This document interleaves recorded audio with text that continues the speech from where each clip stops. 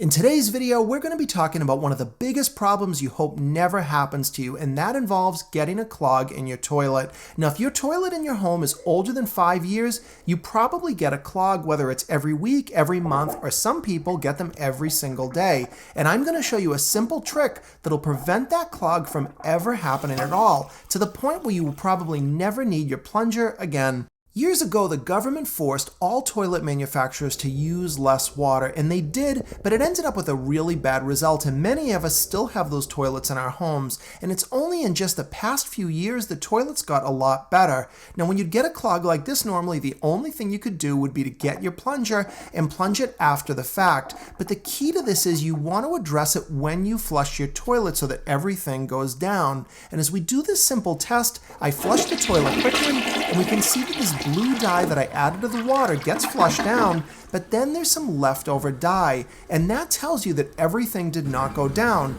Now, if you've got a good flush, at least you can go and flush it a second time, and now you'll get everything to clear. But as we know in real life, that's not usually what happens, and it clogs up. So let's try this a different way so that we don't have to use a plunger.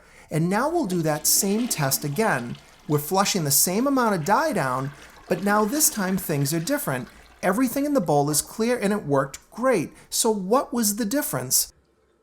And this is the secret that made it work. Notice my hands, I'm holding the handle down while the toilet is flushing. Do not let go until everything is completely down. Now, I'm not going to get graphic, but you can understand that if the toilet is full and you want to really get a power flush, push the handle down and hold it down until everything is gone.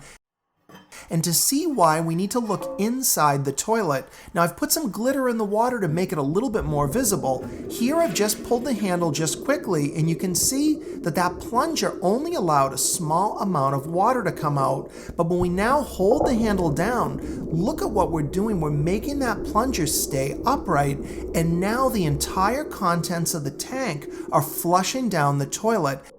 And this trick works just as well even if you've got a toilet with a flapper type valve like this. When you do a normal flush, you'll see that the flapper opens just for a couple of seconds and you'll get a little bit of water in the toilet, and that probably won't be enough. But when you do the technique and you hold the handle down, you'll now see that the entire contents of the tank go right down the drain and you'll get a very powerful flush.